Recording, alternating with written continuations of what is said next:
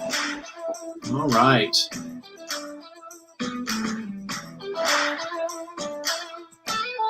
Hello, everyone. Welcome Hello. welcome to another round. With us tonight, our usual crew. People who need people. Tonight we are going to be talking about Atari Force, but before we get into that, hello everyone. Good evening, Stephen B. Jones, Shanty Scott Kolins, and me, Jeff Johnson. Scott will be singing a sea shanty for us today. It's good to see you guys. I'm really happy that we're talking about Atari Force, because Atari Force is one of the first times I ever really came across Jose Luis Garcia-Lopez, and he influenced me heavily. Not so much like I studied his work, and I've always tried to match his quality and his storytelling, but I think one of the things he most influenced me on is that I can never be that good, and so am constantly banging my head against the idea of trying to match his pages. Well, he's famously that guy who, even Mobius, supposedly touring the DC office, we've heard the story that he sees Jose's artwork in some editor's office, asks the editor like 2 questions if Jose is using models or something like that for his drawings, and the editor goes, "Nope, I don't think so." And Mobius is like, "Son of a bitch." God, yeah. So we're gonna get into why. If you can make Mobius mad, that's a pretty good thing. Exactly. So it's tough. It's tough to have Jose be one of your heroes, because I mean, it's not healthy. It's a pretty big mountain to climb. Yeah, he's just the best. So we could talk about just him forever, but we're going to specifically get into Atari Force. I do think briefly, Scott and I should touch. Go ahead. Yeah, Jose issue. Sorry. Before we get into the Jose issue, there's a bunch of other stuff to basically lay some groundwork for people who don't know anything about Atari Force. Basically, or what an Atari is. Right. I mean, how far back do we need to go? There used to be a home video game called Atari, and it was Atari is a Japanese video game company that created the first popular American home video game system was the Atari. Yeah. Wait, was this before or after Fire? Yeah, it's right around the same time, and so just after. And then they put out when the games were released, they also sometimes released comics with these games, and they were small little mini comics. And one of these small little mini comics was Atari Force, though it didn't really have anything to do with any of the games. It was just it was this guy. Give me a second. No, original Drink and Draw Social Club said, "Where did you guys see Jose first?" Scott, is that you? Are you original Drink? Okay. There's no one masquerading as us right now, Steve. This isn't my first show, by the way. Please continue, Jeff. Yeah. So many secrets coming to light. All right, so the original, so Atari, one of the things I had forgotten but always loved as a kid is Atari stands for Advanced Technology and Research Institute. In the comics. In the comics. Yeah. I don't know what it means in Japanese. So the first 5 issues were written by Gerry Conway and Roy Thomas. Gerry Conway, as I'm sure everyone knows, has written a million things along with Roy Thomas, and these guys did an incredible amount of work for both DC and for Marvel over the years. We could go into Gerry did. He's done so much, from Spider-Man to Superman to Action Comics to, I mean, he's done everything. Isn't Gerry the one that killed Gwen Stacy? Yeah, Gwen. Yeah. Yes. Yeah. He's been around forever. And so then he did this book, this sci-fi book, and it's got a lot of Star Wars and Star Trek and other just science fiction fantasy stuff involved. Once again, really nothing to do with the Atari game system. This particular one is not based on the game. All those characters got their boots at Wonder Woman's boot shop. Right. The only thing that's interesting about, so their emblem is the Atari emblem on their chest. Right. Which is a fantastic logo, as logos go. And for us nerds out there, we know that the Atari symbol also shows up in Blade Runner, the original Blade Runner. Oh, yeah. With the idea that in 1982, well, of course, in the future, they'll still be Atari. Right.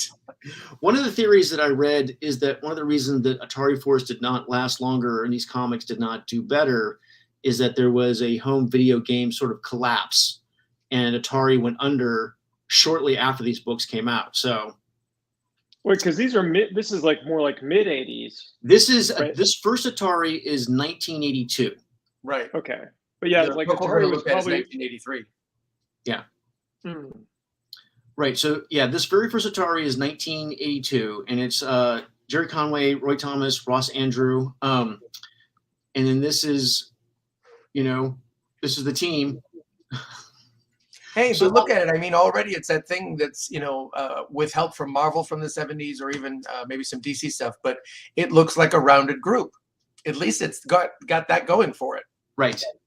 Well, it also has kind of a Gotchaman feel. A bit. Right. So I definitely, and like they're a science team, right? They're not science ninjas, but they're in that school. Very few are. I mean, it's a tough thing to combine. I can only think of 5 off the top of my head. Right. Look, Ross Andrew, Dick Giordano, and Mike DiCarlo are the designers. Yeah. Ross and Andrew definitely underrated, great figure work. He's probably the person who aspires to Jose the most and maybe comes closest, Yeah, Ross Andrew and Eduardo Baroda, like those guys are definitely in the Jose camp. Yeah. Right. They're both striving for Jose status. Yeah. But in the same playing field, Agreed. So there's a couple of female Cyclops. This is Star Raiders. Hang on a second. And so we have the first one, and then before Jose moves on to the issue of Volume 2 of Atari Force, he did a book called Star Raiders, and I have that book. Hang on a second. And I got it when I was a kid, way back in the early 80s. And wow, look at that. right? Ooh, that's gorgeous. Yeah. And this is him painting. Like, this is all Jose.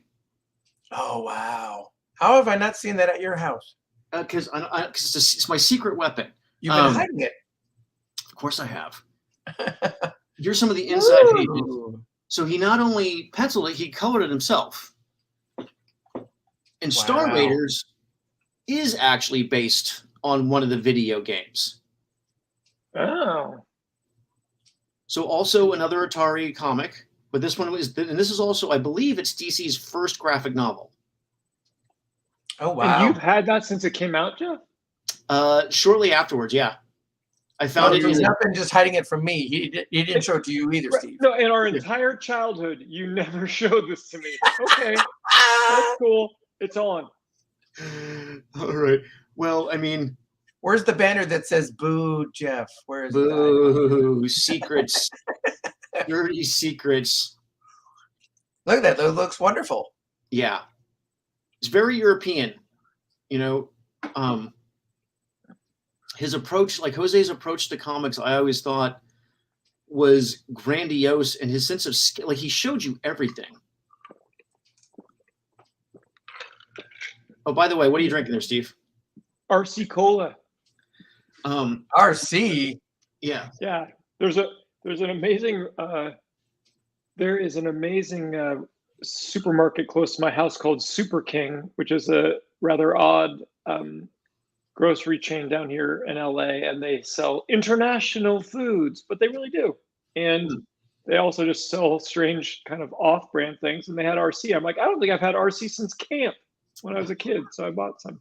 That's good. In honor of Jones, I went to my local shop and got Ooh. butterscotch beer, non-alcoholic. Oh, It's very Butters- delicious.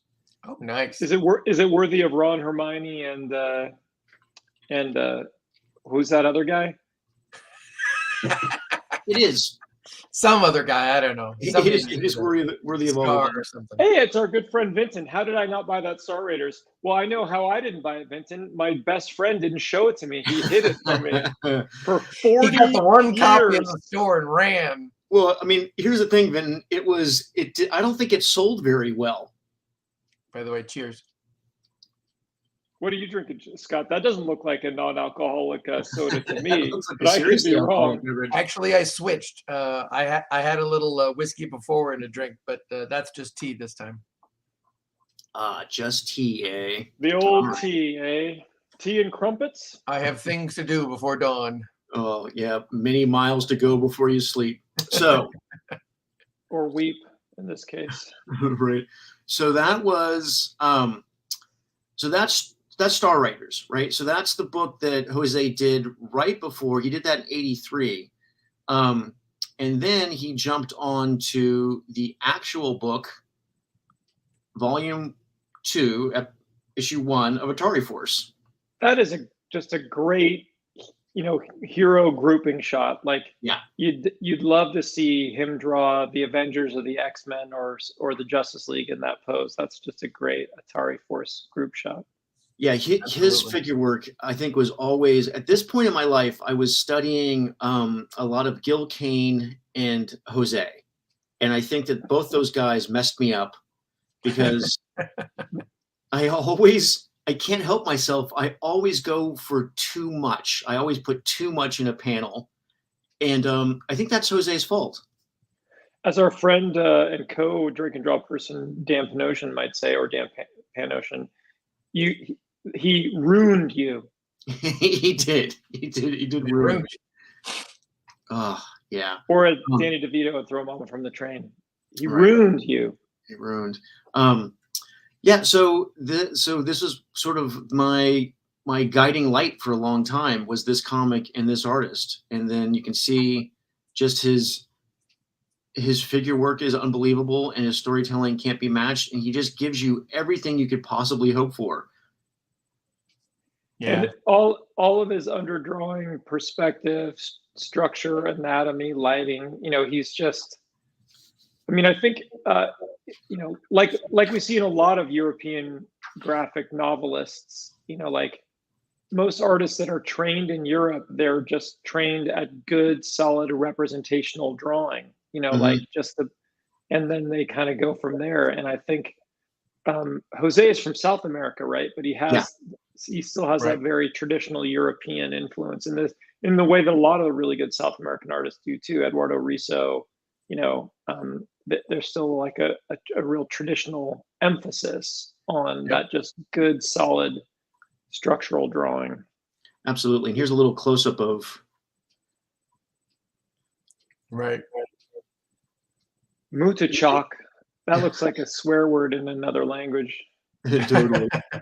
And I think one of the things that I still struggle with to this day is how to light normal objects. Right. His use of black and his use of just his spotting of blacks is amazing, but just his subtle his confidence with shadows. Like just look at the flask or the vase or whatever he's drinking that bottle. Like it's just so perfectly lit. Yep. A lot of it just comes across so effortless. And you hope that he struggled at some point while he was working on these pages.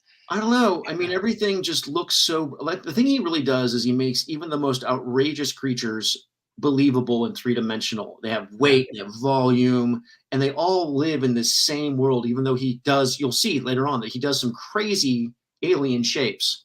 Yep.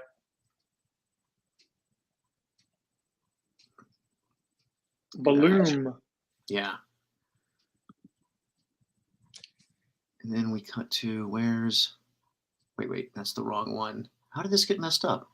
It wasn't me this time.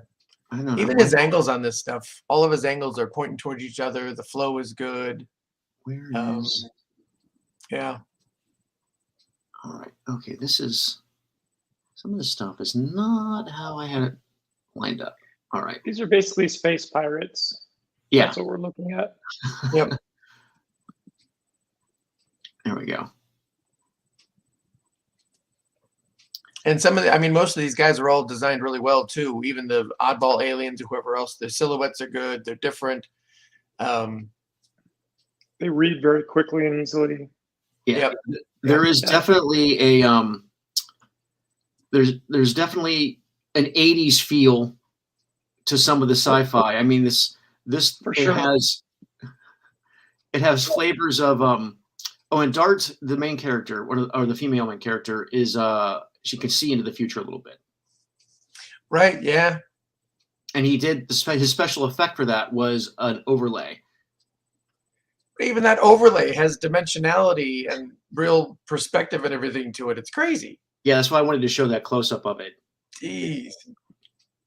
That throwaway little piece of a panel. Right. And there's some action, right? Like his figure work is always Fantastical. yeah. That's a great shot, great angle, difficult angle to draw. You guys will notice that upshot of Dart is one that I have been trying to get my whole career. That's definitely a classic Johnson angle for sure. Yeah. Right. And look. Those are both amazing action poses. Yep. And the framing of them with the aliens around it and the angle of the hallway, whatnot that they're headed toward, and right. the doorway and the placement of that hanging lamp fixture. Yep. And even how far back that doorway goes. Yep. Right. And I just love the shadows on like. And even here, the humor's played really well. Yeah. Yeah. Nobody. In fact, for a guy like Jose, who you rarely see him do a straight-on shot or a straight profile or a straight from behind. It's always a three-quarter or something. Again, shooting for more dimensionality to it. But that last panel there, when Blackjack is running, plays perfectly because it's just a profile shot of him running, almost that comedic running pose. It's brilliant. Yeah, this character really reminds me of Ice Pirates. Do you remember when Ice Pirates came out? Of course. What year was that? Robert Urich. Yeah. No, I'm gonna say 82. But what I also like, Scott, is the fact that that Blackjack's half in shadow running into shadow, because he's established that she's running into like a dark room, and that's another way where it keeps it from being too crowded down there. The fact that half that figure is a silhouette. Yep. Which is not a tool that he uses too often. He usually goes for regular lighting a lot of times, and whatever's going on with the thing, it has to be like here, it's the fifth panel. Because there's an explosion going on. He goes for a little more dramatic lighting, and they go for the red colors and stuff like that. It's hard to do, and I think it's because when you get as good as Jose has gotten, and I think this has tripped up our friend Jeff, who's gotten so good and aspiring to be like Jose, then it's very difficult to cover up your good drawings that are correct. You know what I mean? Like, that's why I guess I'm definitely going to have us talk about Eduardo Risso on the show. Oh, yeah. So I think, what's so incredible is that he uses black to cover up drawings that are correct and good, but I think part of why we don't see it a lot in a Jose drawing or in a Jeff drawing is because it's like, well, hell, I worked out how to draw this figure properly. I'm not about to cover it with black. Yeah, that drawing is fantastic. And what I love about this, I mean, it's definitely of a Star Wars, Star Trek, Flash Gordon vibe. And he takes all those themes and puts, his cool spin on them. I would suggest there might even be a bit of Buckaroo Banzai. If you will. When did that come out? That was 86. No, I think it's 83. All right. It's around this time. It seems like it's of the period. Yeah. Especially this turnaround again that they break through that wall and then they're, whoa, we're falling down a cliff. Right. And that's amazing drawing. Yeah. Look at the just the texture on his arm and just the flow of the figure and his boots there, the foreshortening. it's definitely inspirational when you try and figure out all just the quiet competence. I mean, Yeah.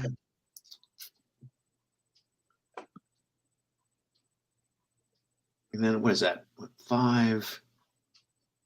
10 panels on that page. I was about to say, and that was the other thing that I mentioned to you the other day, Jeff, was that one of the surprises for me of this book was I don't remember seeing in my other Jose stuff in Dead Man or even in the Batman versus Hulk or Hulk versus Batman, any of those books that I see him often try and do like these 12 panel or 15 panel pages like he does in this Atari Force. He packs in quite a bit of story.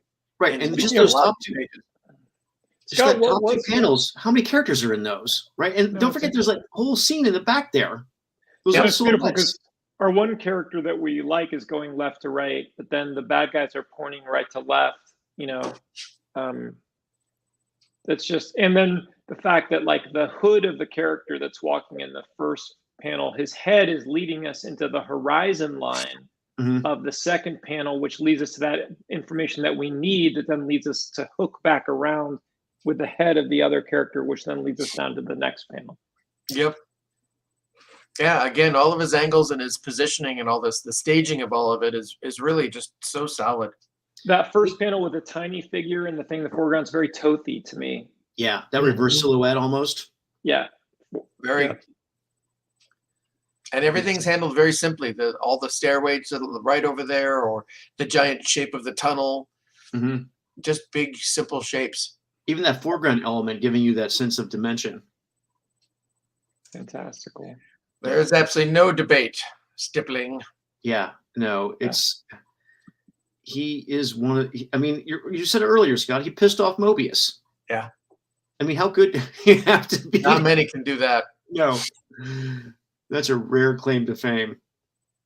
And this is back with that, terrible printing and stuff. Look at all the blacks on that page, the shadows and stuff that are. And this is not the printing. Not the most sophisticated coloring. You know what I mean? Like right. with if this comic had just come out like 5 years later, it probably could have been colored with a lot greater sophistication that would have really helped it more, Oh, I love that. The shot, so he gets thrown in. Yep. Right? And we see it break the molten level, the surface there. Just great lava or acid, whatever it is. And then just the dissolving. So great. And even, not necessarily that gross. Right. Just telling what's going on or giving you the idea, but it wouldn't be something that I'd be afraid to, show a 5-year-old or 7-year-old or whatever, that I don't think they would freak out about it. They, they might cringe or whatever once they realize what was going on. Right. Well, one of the things, like, so at this age, 83, 84, when this was coming out, like, there just wasn't that much stuff. There wasn't that much sci-fi stuff out there. There was Star Wars and there was Star Trek and there was like a lot, but I don't even know if Star Trek was still on the air. Steve, you would know better than me. I mean, rerun. Well, this motion picture came out in 78, right? Or 79. And then Star Trek 2, Wrath of Khan, I believe, came out in 82. Right. Science fiction was making a resurgence at that time. Yeah. We got our Blade Runner this year. 82 is a magnificent year for film and for sci-fi. The Thing. It's when Road Warrior got its release in America. I saw some signs somewhere saying that The Thing is going to be in theaters again. Oh, excellent! Wow, well, that's fun. I don't know the dates or where that's going to be. What. That's an amazing payoff shot, and this is kind of shots like that became very commonplace in the late 80s with the rise of the image guys and stuff. But these were not so common back then. Especially for a Jose book, like he normally would not give a character that much real estate. No, agreed. Yeah, but even just look at the clouds in the background. I was about to say all that sweeping stuff and everything was great. Right, and that background character is amazing. Like, just that's a creepy, crazy design. He deserves a whole bunch of close-ups he never gets. Right, it's true. Oh, Is that a non-spherical planet? I believe it is. yeah. I think it's because it's a view screen. I know, it's also just I kind of wonder. egg-shaped. Yeah, there's one of the things I like about this first panel is the sort of partial silhouette, like the light coming from clearly bouncing off that planet into his little spaceship. Yeah.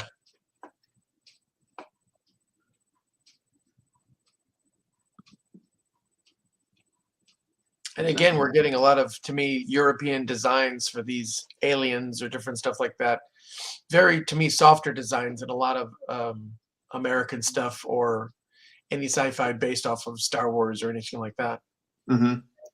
Though this has the lived-in sci-fi stuff. But that It was does. also It has a European. very nuts and bolts kind of feel to it. Like it reminds me of the old Al Williamson Flash Gordons, where spaceships had, and Frank Frazetta's, where the spaceships had boilers and levers and and all kinds of like actual mechanical stuff. Those ships there, though, and especially that first shot, the tanker. What's the French guy, French person that almost made Dune? Oh, Skarowski. Yeah, or I think we're murdering his name. 100%. But I think that's what those designs remind me of. You know, like he ended up writing and working with Mobius and using a lot of his Dune ideas in some of his comics. But that's definitely what those remind me of. Here's like the impossible question though from Naval Picker. Is he overlooked? Well, no, I think that's, I think he's a little bit more of an artist's artist, unfortunately. Yeah. I think for the mainstream, for as good as he is, he should be way more, popular and I think it's because he's not, all right, I'm going to try to answer that question. I think he's not that prolific. Mm-hmm. He never really had like a run on any particular high-end property or thing, At a certain point, DC was smart enough to just throw money at him to work on all their style guide art. So he sort of became equated with a certain era and look of Jodorowsky. Thank you, Joe B. Thanks for helping us with the pronunciation. If I could read it, I'm being lazy about just Googling shit while we talk today. So I think he never really worked on a big book that had a big breakthrough with fans, like never even like a guest run or a guest thing. You know what I mean? And so I think you're right. That's maybe a thing that kept him from fans. And then any of these things that he did do, like this or the Twilight miniseries or different stuff, like the Twilight. I don't know, or that Batman Hulk thing. My first exposure to him was he did a few issues of DC Comics Presents, because as a kid, I loved the team up books more than the regular books. Like my first Spider-Man books were Marvel team up. My first thing was 2-in-1. My first Batman was Brave and the Bold, and my first Superman was DC Comics. Like I just love that concept of a shared universe, and he did some amazing issues of that. But he must not have been. Oh God, that's so good. Right.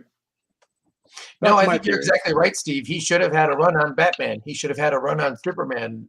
He should have had a run on something. In fact, if anything, well, I guess the only thing we can point to is how long was his run on Titan? After George left, he was on for a while, like a year.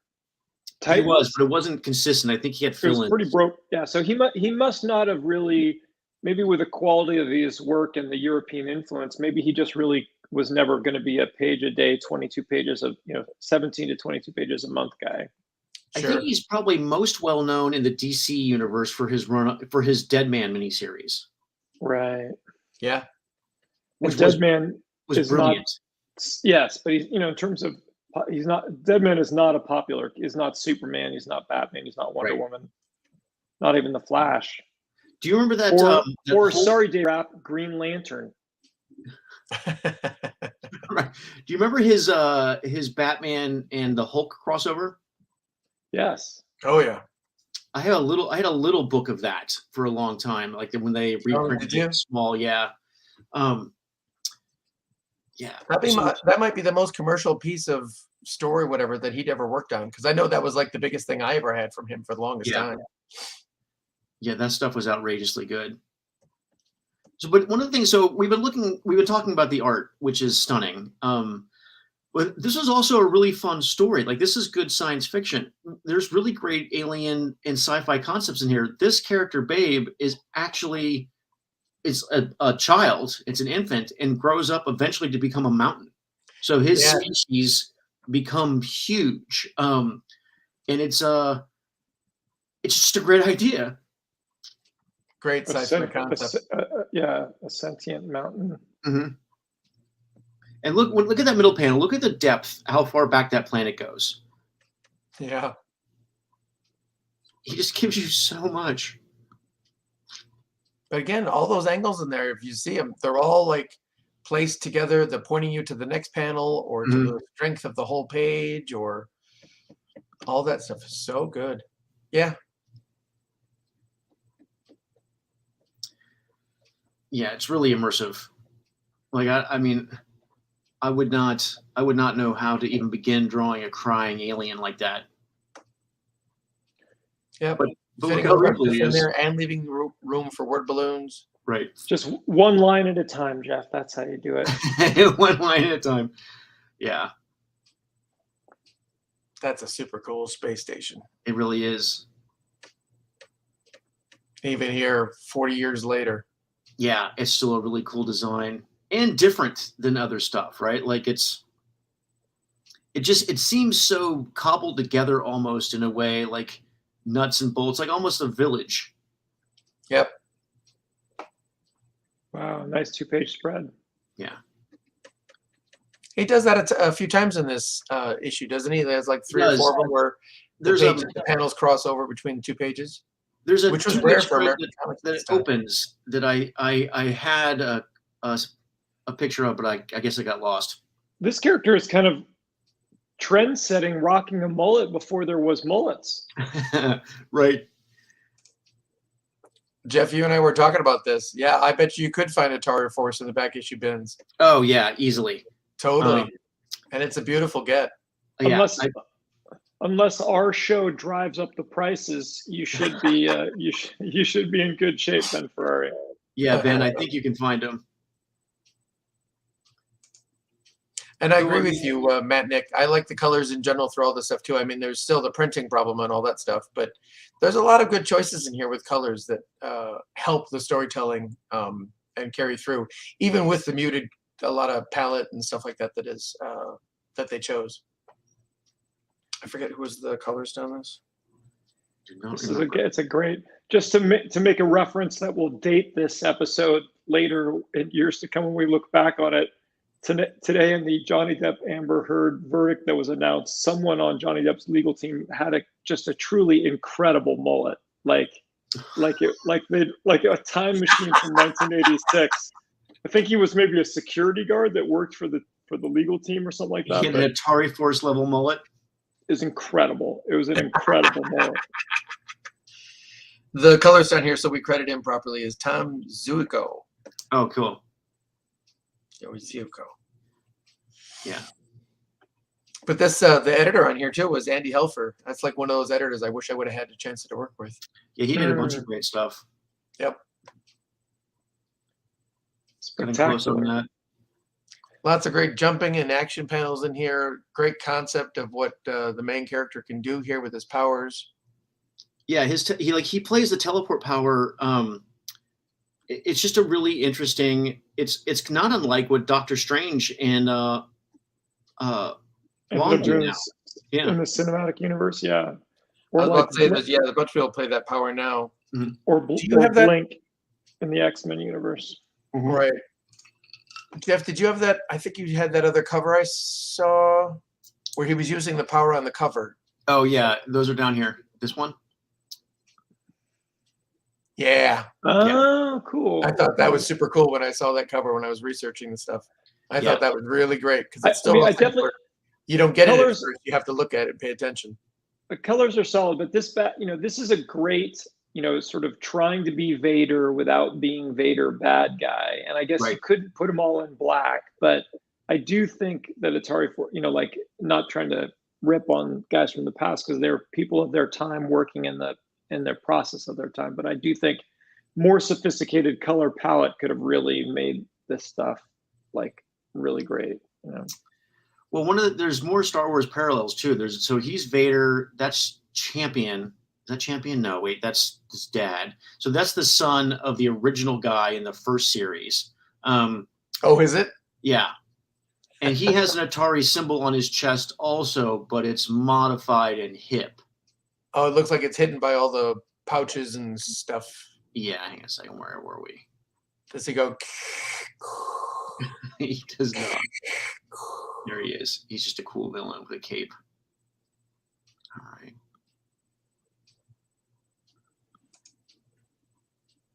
I love Babe. Such a great character. Oh, wait, speaking of Babe, let me jump ahead. Scott did this as a commission once. Oh, dear. I thought you did a great version of him. See, and that's now I look at it, I did the best I could because the first time I think I drew him. Now, after reading this issue and knowing more about him, that's totally wrong. Oh. Such a bad drawing now. I love that drawing still. It's good. Shut up. Jeff and I tell you to shut up. Yeah. All right. But one of the things that really set Jose apart is that he could draw a perfect figure from any angle doing anything. And I think John Buscema could do that also, but I think the difference between the two of them is that Jose would always pick really funky angles and poses, and John never really did that. His drawings were always much more naturalistic, whereas Jose's he cartooned stuff a little bit, but God, his anatomy is flawless. Yeah, and he'd go for all sorts of different poses, whatever the script or the story called for, that kind of stuff. Yeah. And to me, John drew, of course, brilliantly, but he would fall into the regular habits of this is a good pose for this is a good pose for that. Mm-hmm. And he wouldn't necessarily push it, unless there was a special project, I think, or some cool Conan stuff that got him inspired to do it. Whereas Jose, no matter what book you find him on, he's always pushing and trying different things. Yeah. His books don't look the same when you look at a few of them in a row. His Cinder and Ash, I don't know if you ever saw that or not, was amazing. Yeah. And this is another of the alien creatures that's on the team. Another great concept is that she's one of the characters. Her alien species has a group mind, and so she always refers to herself as this one, as opposed to she doesn't have pronouns in the same way. Like they're, which I just love how many ideas are layered into this story. Yeah, that's a great one in there. All right, Ben, you're really running behind here, but we are talking about the great Jose Garcia-Lopez. Ben knows who it is. Look at that. I guess I haven't heard say it again. Oh. And just in case you're wondering how a good way to fit stuff in, Scott, look at those tiny little figures in the bottom. I know. And they're in three-dimensionality again. It's like there's a hallway they're going down or whatever. It's a down shot on them. And we're putting all that extra effort into just these guys. Yeah. We get rid of the ticker there. It's amazing when you can really draw what you can do, because it's kind of like, oh wait, let's put so-and-so's walking down the thing. All right, so if we put the camera up, so we have those characters in the foreground, we show the one guy walking down the stairs and then the woman's down there, and then we cut to the reverse. So now we're looking up and we see the other two walk away. It's just. Mm-hmm. But it's great because in those first two panels, the people themselves aren't necessarily part of the dimensionality of it all. But look at the backgrounds of the first one. The angles are all pointing up and to the right. And then they go to the second panel and they go to the staircase. So they come down. And then from the staircase almost works with that angle that those last two people are walking in the third panel. Right. He really rolls you around those characters. Those backgrounds and everything. And if he's not doing it with the figures, then he's doing it with the backgrounds that he's pushing you where he wants you to go. And I think that's one of the things that's really amazing about Jose's work is that you get lost in the beauty of the actual drawing. All the other subtext, all the underlying storytelling, all that drawing, all that composition almost goes unnoticed. And so you just get swept along these crazy detailed pages. But that's what makes them so good, because sometimes people that can draw, there's very few that can draw almost as well as him, but then many that can't tell a story with this level of facility. So then it might just become an exercise in looking at panel after panel of really beautifully drawn things, but not the level of storytelling, and the layout, the strength of his layouts and all that kind of stuff. Exactly right, Steve. The other people that There's plenty of people out there today who can trace photos and do all sorts of stuff. So they're doing these greatly rendered or drawn items or whatnot. But yeah, they completely lose it and the flow of the page and everything else. And Jose is just, level after level of mastery of all these things. He's got them all covered. 7:40 p.m. June 1st, 2022. I would just like to remember that exactly right, Steve, from Scott's mouth. I think that's important to remember and just refer back to. It is. I haven't said that before. I'm sure I've said that before. No, I mean, but every time you say it, it's always worth noting. So just look at, before I move on to the next page, I just wanted to point out, so there's two characters up there in the upper left-hand corner, and they're in a triangle pointing to that spaceship, pointing into that next panel. Yeah. Something I'm going to steal. So Kissy, much information.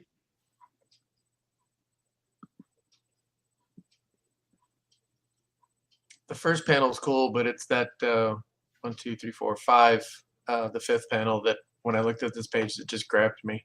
Right, with the tree. Yep. Yeah, and just their angle, his legs angle that's working with the tree. Yeah. All the little roots around them. Well, just the whole 1, 2, 3, all 5 of those panels are beautiful. I actually kind of think the colors fighting it, I think if you did the foreground and the foreground figures all in a similar muted tone, and then you colored our main characters in the background actual color, I think it would draw more attention to them. It's probably. Well, and they shouldn't have been the same knockout color as the other tiny people back there. Mm-hmm. Agreed. You're right. 742. It's a twofer. Can we get a hat for Steve Wright? I don't know. Let's see if we can get one in. I'm gonna have to be careful with what I say. Oh, yeah, you better watch it now. Don't. It's a lot of pressure. Yeah. Dun, dun, dun, Here's dun, Jeff's dun, favorite. Oh yeah. What the hell part? I guess this is a space animal. It doesn't have to look like any. It's an alien. He's a pack rat. Right, but what's amazing about, again, the level of alienness is it's not actually doing a combination of an Earth animal. You know what I mean? Like there are elements of this creature that evoke Earth animals, but it's, you know what I mean? It's not going like, oh, it's not a wolf or a fox person or something. You know what I mean? Like it is truly, like it's a unique creation. Yeah, no, I would have expected just about anybody else to have drawn these things to make it much more directly rat looking, with a longer nose and whiskers or pointy ears or any of those things. And this looks like nothing else. Yeah, his shape is just the way the big fur makes him sit next to all the other characters in a different ways. The silhouette's just great. Yeah, Garcia, he's just a master. It's 100% true. Yeah.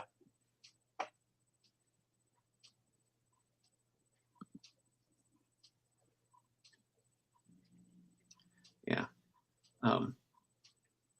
Once again, you guys can see how much I have tried to become this guy and never gonna make it. It's a good thing to shoot for. Yes. Well, you aim for the highest. And then when you miss horribly, you're higher up the ladder than you would have been if you aimed lower. That's true. Yeah, look at that. So one of the things that he does, that Jose always does, is he will layer, like in one panel, that's a bunch of different actions. Yep. Right? So it gives you that kinetic sense of speed and chaotic movement, and just a ton to look at. It's essentially a montage, like it's the film equivalent of a series of quick cuts in just one panel. And again, something that would have been totally gory done today. But most people that would have done that, and that was actually very not violent at all, even though he was drawing blood. Yeah, I mean, High Adventure, and there is some violence. super high. But it's never like it's still comics code, right? It's still, I mean, it's still kind of for kids or with Very kids in much. mind. Yep. Oh, look at that. I heard a great quote from a Neil Gaiman book recently where he said one of his favorite types of books that he always wanted to write, and the ones he liked to read the best were ones that were unashamedly what was the they were children's stories, Mhm. but at the same time they were completely unashamed about being those children's stories made for adults. So it's still the children's story. It still has all those elements like Star Wars or whatever that we want, or Lord of the Rings or something like that, and yet told on, you know, all sorts of extra levels as you're going through all of this stuff that Right. allow for you know, more complex reading, whatever, for adults to enjoy as well. Oh.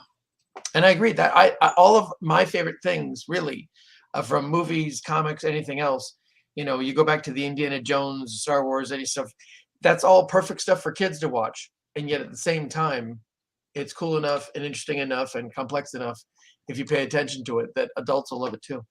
Well, it's a good story and it's not pandering. It's just keeping in mind just the age, like everyone can, keeping in mind that everyone should be able to enjoy it. Yep. Here is the last page. Exactly right, Scott. That doesn't count. 7 p.m. No, I'm giving one back to him. Oh, okay. All right. Wait, go back to that one page before again. This one? Yeah. I mean, the top 3 panels and all that stuff of them coming out of that hole, that tube, whatever, is really cool. And all the other ones in the middle. But that bottom left corner panel of her leaning against the structure of the pole, Mm-hmm. and the placement of the moon or whatever in there and the object around her, that Right. is just a beautiful panel, and still yet leaving room for balloons. Right. Nothing is you know, crunched in, shoved. It's got space to breathe and everything in there. So good. One of my favorite images in this whole book, Her pose, everything. yeah, is that upper right-hand panel, or that hand in the first panel. Yeah. Yeah, it's amazing. Yeah. I mean, that's, to me, Again. that is, I mean, all the other drawings are amazing in this whole issue and in the entire run that Jose did, and all of his work, but like something about that hand has always been one of my all-time favorite drawings. And dude, literally, I could so see this, that was the page that was up on that editor's wall at DC. And Mobius walked in and looked at it, and he looked at that hand or a couple of those figures that are on that page. He goes, "Tell me he uses models. He's he's doing something." I goes, "No, I don't think so." Son of a. Yeah. I think he probably said something more like Sacre Bleu, but yeah. Merde. Yeah. Yeah. There's been a bunch of this kissing between characters in this issue, and they're all really good romantic kisses. They're good. I love those boots. I would have loved to have seen Jose do a Captain America. Yeah. That would have been amazing. And then we end on the creepy shot. Yeah. Dun, dun, To dun. be continued. Well, because what I think I love about this panel, this final panel here, Those is are real ribs and real bones and real metatarsal. all that stuff it's still alien, but then just the way it's framed with the shadows, the black of the rocks and the little tunnel back there. And then he really does, he makes that molten, whatever that is, acid, lava, water. He gives it such viscosity and texture with the blacks and the way it bubbles. Yep. All right. So that's the first issue. So good. And then we have a couple of covers. Now I have to read the rest of these, Jeff. You do. They're amazing. You've doomed me. I did. Sadly, they'll probably never be collected because of the licensing issues, probably. Yeah. They are lost to the back issue dollar bins or whatever they are now. They might be one of the best values you can get in a dollar bin, though. Yeah. For anyone who loves a good story, they're fantastic. And anyone who loves good art, they're brilliant. And if you are a comic book artist and you want to be a better comic book artist, studying these comics is the way to do it. Look at that, Also, 95 cents. Not even a buck. Yeah, if you're a comic book artist and you don't like feeling good about yourself, this is right. also another way. If you think you're getting like a little big for your britches, If you think you're good, this is the Yeah. stuff for you. He'll Think it take you can. down. It'll cure you of that. What did you say Jose lasted on the series? How long? He did. I think it was 13. 13 issues. That's probably his longest run of anything. Yep. Might be. And I wonder if he had big lead time, maybe. He was also younger. Wait a minute. What did you choose that 12? 10, 11. I can't remember. I can't quite And say then that. it looks like it's only 75 cents, like it went down in price. Blackjack is back, and boy, is he in trouble. He sure is. Look at him. Look at that. Look at it. First off, There's nothing. obviously- There's nothing faked at all about that pose. It's so awkward. He's kind of in mid, just, What a just jerk. all the alien guns, and then there's just the knee pads. I mean, it's so 80s. The sci-fi is so. Yeah, very much so. Hey, So that guy back seasonal. there with the horns and everything, he was from that first issue. Yeah. My blackjack betrayed. Betrayed. Oh, no. Right. Great lighting. That's a good one. All right. That's what we have. And then I wanted to show you guys this. I don't know if you knew I had this or not. I met Jose Wait, more once. surprises? Yeah. Yeah, we certainly didn't know about that first comic, Jeff. Tell us more. Geraldo agrees that this was his longest run. It on was his longest run. So Yeah. I met Jose once at I think it was a New York? Heroes Con.